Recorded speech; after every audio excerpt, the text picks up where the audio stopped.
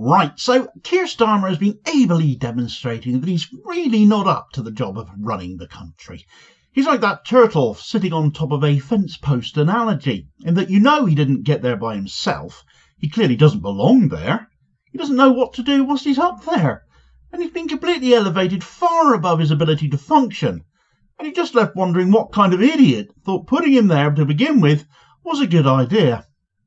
Of course, we already know a good deal of who got him where he is today. It required a lot of right-wing pro-Zionist influence and money. It required rampant dishonesty about everything he said he stood for, and now he's been exposed for it all.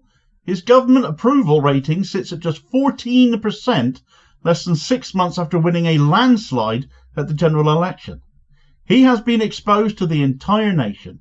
He thinks it doesn't matter.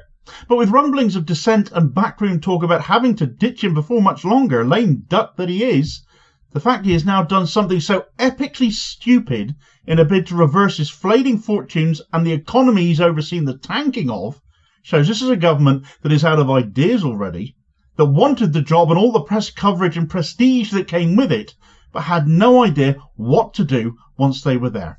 Perhaps Starmer isn't the only turtle on a fence post in government. Right, so stupidity when it comes to politics might as well be Keir Starmer's middle name, but given that it's actually Rodney, cue the plonker jokes, because right now he's absolutely earning them, stupid as he's doing right now, really. But the economy we know has overall flatlined since Labour came to power now, actually declining slightly by 0.1%. Rachel Reeves pulled a George Osborne with her budget, and where small signs of economic growth were beginning to appear, Osborneomics, as she's deployed, has killed it stone dead. If Labour had kept its manifesto commitments, this would never have happened, but they had to concoct a story about a £22 billion financial black hole, didn't they? Which we all knew about before because the OBR had detailed it months ago, before the election, yet Reeves was adamant she didn't know about it. And therefore, there was the excuse for more austerity to be meted out. Cuts to department spending yet again after 14 years of the Tories cutting said budgets, leaving those budgets on their knees. Attacks on the disabled yet again. Comments coming from all manner of right-wing parties saying you can't all be disabled, there's far too many of you. But again, after 14 years of the Tories making people sicker, not to mention the lasting effects of the incompetence shown during the pandemic, I don't doubt those numbers. Inflation is rising again as well, and the government bond ticker for 30-year bonds, the interest the government pays to bondholders on its own borrowing, has hit a 26-year high. So economically, Rachel Reeves has proved to be even more inept than Liz Truss, and that's absolutely terrifying. Lack of investment in schools is creating a new generation of people who are poorer and sicker and less well educated than their parents. Homelessness is rising again, and the cherry on the cake was massive national insurance hikes on employers, which will naturally be passed on to their employees, costing them their wage rises, or worse, their jobs entirely.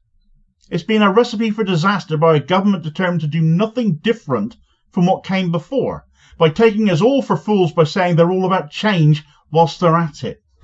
Well, now Starmer has truly jumped the shark, because in light of all of this, admission of being wrong and reversing course completely out of the question, because he can never admit to being wrong, and seemingly giving up on his customer service chancellor who passes herself off as an economist, he's decided to ask UK regulators how to trigger some growth.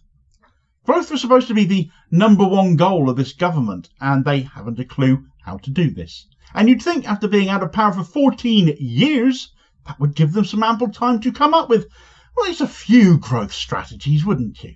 Did Ed Miliband not devise any growth strategies when he was party leader? Did Jeremy Corbyn not devise any? Well, I'm damn sure Corbyn did, rebalancing the economy to make the rich pay more, having enriched his party with small donations from ordinary working class supporters meant he could have done that. But Starmer chose the way of Blair, to kiss the backsides of the millionaires and billionaires and tell the membership to get lost, either forcibly on trumped-up charges of racism or by making them leave in utter disgust when he got exposed to them what a right-wing liar he was. He can't do that. He can't tax the rich. They own him. And he put himself in that position, taking over Labour at the time he did. So now, with the same tired old right-wing policies that have already failed having returned, now failing him and Reeves as well, he's now asking the regulators for ideas to boost growth.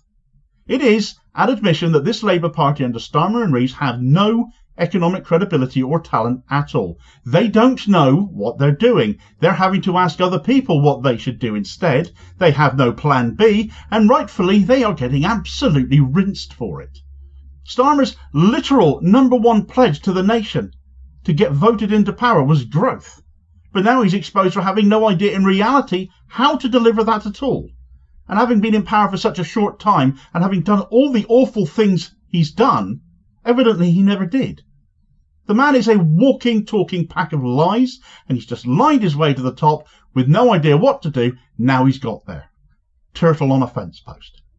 Of course, the pliant mainstream media are helping him out here too. The BBC went with a headline of "Starmer asks UK regulators for ideas to boost growth," which is fairly tame, but doesn't press the stupidity of the situation when Starmer should never need to resort to such a thing. Sky News, however, they were far more hilarious in their online headline, spouting absolute drivel by saying, "Starmer throws down gauntlet to watchdogs with growth edict." Oh, shut up, you Burks. He hasn't thrown down a gauntlet. He's going around with a begging bowl, desperate for ideas, because he hasn't got any. But rather than do what would clearly be best for the country and, well, frankly, resign and let someone else who might have a few ideas have a go, because he's completely spent, not having much in the tank to begin with, as he did, he'd rather cling on and do nothing except keep on failing. That isn't to say that there aren't rumours of a leadership challenge coming if Starmer doesn't reverse gear and change the party's fortunes, however, change government fortunes. The two names that have been circulating of late to have a tilt at the top job being Angela Rayner and Wes Streeting. Now, Streeting is one of the most detested Labour politicians of all, but he's also a bad pick given that locally in his constituency they ran such a strong campaign in the general election building around an independent candidate in Leanne Mohammed against Streeting, that Streeting's majority was all but wiped out despite Labour winning a landslide. He's dead meat come 2029, and I don't think anything Labour will do will change that. With this guy's hell-bent on privatising the NHS, anathema to the general public as such a thing is.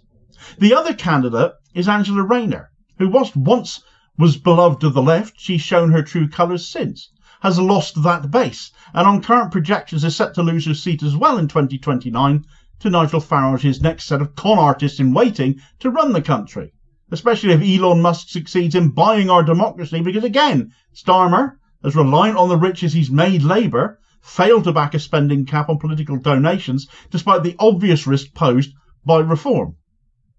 Anyway, let's get back to these regulators. The UK regulators, the likes of Ofwat or Ofgem or the Financial Conduct Authority, the Competition Markets Authority, the Environment Agency even. All of them largely toothless entities that are never able to go far enough to stop the likes of water authorities or the energy giants from bleeding us dry or abusing the country in some way and so on and so forth.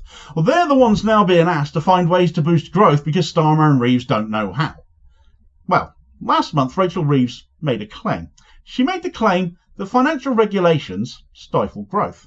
So as a regulator, would they agree or disagree with Reeves here? Do they think their remits are too stifling for those they provide oversight over? The problem is we've been here before.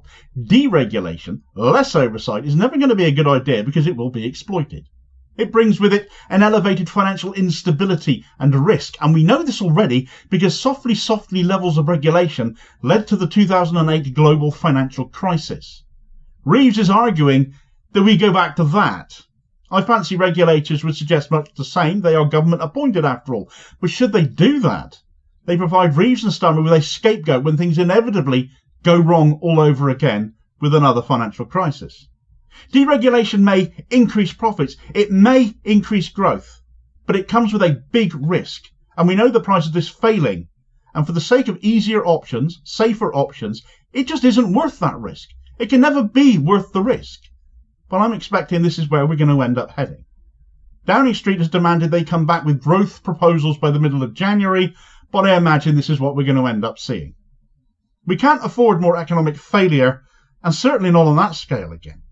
The CBI are saying the UK is in for the steepest decline in business activity in 4 years, beginning in the new year. Such are the ramifications of Starmer and Reeves' failure. A government that posited itself on growth is going to immediately throw the country into recession, by the look of things. Economic growth is in and of itself the wrong goal, though. because growth can only ever be finite and can only be achieved through exploitation of others and resources. A healthy economy is a different and is a better way of looking at it, I think. But in the here and now, whether you prefer the phrase health or growth for the economy, it all begins with more money being put in the pockets of ordinary working class people who go out and spend, who by doing so help businesses flourish, make money work, create jobs instead of destroying them, as Starmer and Reeves have done. But that only comes from taxing us less at the bottom and letting those at the top who hoard so much of the nation's wealth, the sixth richest economy on earth, to help the government spend more and invest more, and the wealth of which we hardly ever see, because it's in the bank accounts of others, of a privileged few. It is they that must be taxed, a wealth tax, to raise the funds to rebalance the economy. That is the only solution at this point. Everything has been bled dry. It's just a common sense move now. Those who actually have the money now must pay. But when they include politicians and political parties amongst their investments, how can that possibly happen without radical change to move us away from bought and paid for in-it-for-themselves politicians, the likes of which we see in Labour under Starmer, the Tories obviously, and also in what should be obvious as well, Reform UK Limited, Nigel Farage's private company passing itself off as a political party. I'm a member of the Green Party. I'm a socialist. My bias is nailed on here. They have been calling for a wealth tax. I support that as well. It really is the only way to rebalance the economy so it works for us again and not for these lot. Starmer is going to fail harder than ever this year. He might not see the end of it still in power. This is easily Starmer's biggest problem domestically, but on foreign affairs he's faring no better either, and I'm not talking about his Zionist loyalties to the State of Israel here either, as the US have gone ape over the appointment of Peter Mandelson as US ambassador for the UK. So much so, they branded him a moron. I'll get the details of that story in this video recommendation here as your suggested next watch. Please do also like, share and subscribe to the channel if you haven't already done so you don't miss new daily content. It also supports the channel as well, which is very much appreciated. And I'll hopefully catch you on the next vid. Cheers, folks.